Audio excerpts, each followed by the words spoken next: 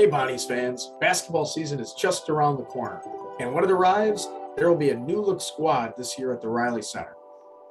During the preseason, we'll be getting to know our newcomers before they wear the brown and white for the first time.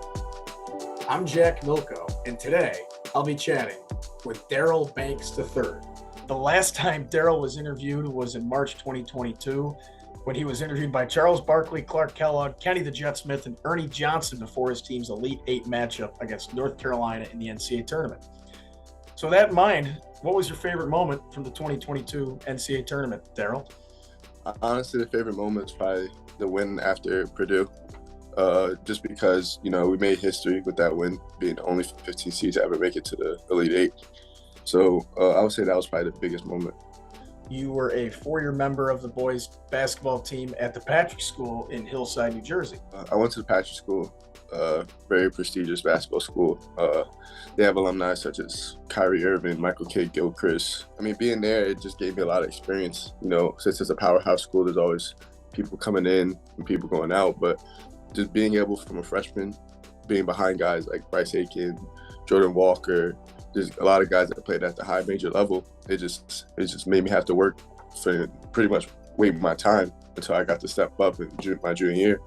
But just getting all that experience from different guys in and out of the school, it just really helped me with my game going forward. It made me the man I am today. You're born in Los Angeles. Did you have an opportunity to live out there? What was your upbringing like? Yeah, I was born in Los Angeles. I grew up in the San Fernando Valley in California until I was 15. And when I was 15, I moved out here to New Jersey, and that's when I went to the Patrick School, and I've been here since. Very nice. And was the move primarily for you to play hoops out here? No, my dad is from the East Coast, so he wanted to get back out here, so that's what it was. But it was also a basketball decision as well, but it mainly was family oriented. Coming out of high school, I didn't have any offers until my senior year. So St. Peter's and Wagner was my only offer.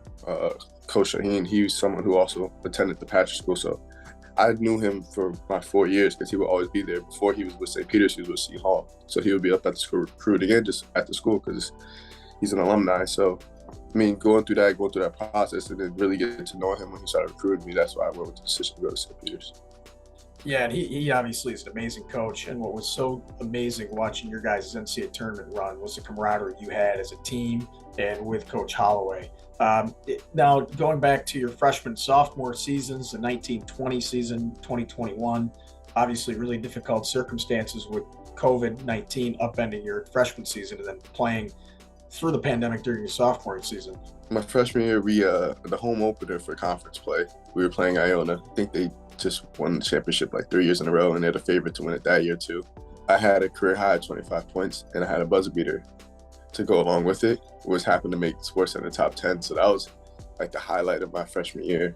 You also hit the game-sealing three-pointer at Niagara. So a lot of older alumni really embrace a rivalry between St. Bonaventure Niagara and St. Bonaventure Canisius. So you want to talk a little bit about that shot you hit at NU last year and maybe playing Canisius as well?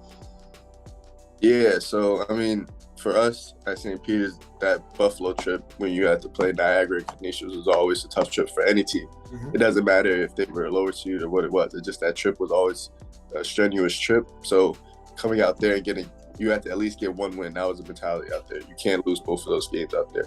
So for a sense, it was kind of a rivalry for us too. And that game against Niagara, it was a back and forth game. Ended up actually going into overtime. And I knew we were, I think we were up by, maybe one. They had a little bit of momentum, and it was like, I can't remember. I think it was like 20 seconds left around there. This was a little bit of time. And coach drew up a play for me to come back up off of the screen. And I just knew we needed a big shot then because we were having a hard time getting the stop. And I just happened to come off the screen and hit three and put us up 4. And the play in the gym was very loud because, Niagara fans they were getting into it and cheering. And when I hit it, everything just died down. Then we ended up getting that win. So it was a huge win for us, especially how our season was going. We just come back off of COVID, and I feel like that kind of like jump-started our little momentum.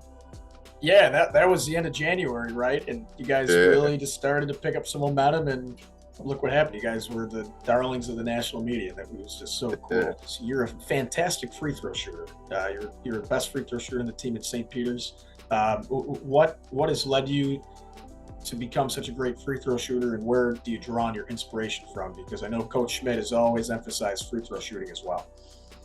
Yeah, I mean, free throws is just something where, like, growing up, my coaches, my dad, everybody told me, like, that free throws is easy money, essentially. If you get to the free throw line, you have to knock it down. They're free. Why would you go free? So, I mean, I just countless amount of free throws, especially just, it's something I always have to end off with or even start with when I'm working out. But yeah, free throws is really important. A lot of people make fun of me of how I shoot my free throws, which I didn't realize I did, but I don't know if you'll see it. You'll see it this year. I drift a little bit over. I'm not completely lined to the middle. I think I'm to the left. Yeah, I'm to the left. You'll see it's kind of funny, but it goes in, so I can't switch it up. Hey, it's not how, man. It's how many, right? All that matters is it goes in, right? Yeah. That's fantastic. And now I'm going to kind of segue this to Bonaventure, right? You have this go on this miraculous run in the NCAA tournament with St. Peter's, and then obviously Coach Holloway goes to Seton Hall. The transfer portal is available. You guys can go wherever you want. So what led you to St. Bonaventure? What attracted you to Coach Schmidt? Yeah, so going back to what I was saying, out of high school, I kind of was already familiar with Coach Kern. Really not. I didn't meet Coach Schmidt then, but Coach Kern, he was the first one to reach out to me. And just already having that familiarity with him, and then getting on the phone, talking to Coach Schmidt, and just hearing what they were saying and everything about the school and what they expect and what they want out of me. I knew right away that this was the right decision. I didn't really have to think about it so much. And then it was really just getting up to the campus, seeing it for myself. And I went with it, yeah. All right, so now with that, let's get to the rapid fire round to finish things up here. So my first question for you is, what's your favorite food? Chicken wings. Chicken wings. All right, you fit in nicely in Western New York then. How about your favorite? How about your favorite summer activity? Water park. Water park. Awesome. Favorite holiday? Christmas. And how many siblings do you have? 4 siblings, 4 brothers. 4 brothers. So you guys probably played a lot of pickup at the driveway, huh? Nah, they weren't. They were more football players. More football guys? They weren't. They couldn't touch basketball. I was the only one that. That's funny. They at least toughen you up a little bit? Yeah, for sure. And now switching more basketball oriented, who's your all-time favorite basketball player? Kobe Bryant. Fantastic. Now, how about your favorite athlete who's not a basketball player? Ooh. Of all time or just like now? All time. Can be anybody. Favorite athlete that's not a basketball player all time. I never really thought about that. That's a good one. I'm going to go Tiger Woods. Tiger's one of my favorites too. I like that call. And who is your favorite sports team? Basketball-wise, the Lakers. Football, the Eagles. Oh, I'm an Eagles fan too. Nice. Awesome. Yeah. And the coolest place you have played basketball to date? Ooh. Probably the hoop hall. Very Massachusetts. Cool. Very cool. Yeah, that's cool. awesome. And if you could play on any basketball court in the world, where would it be? Any basketball court in the world.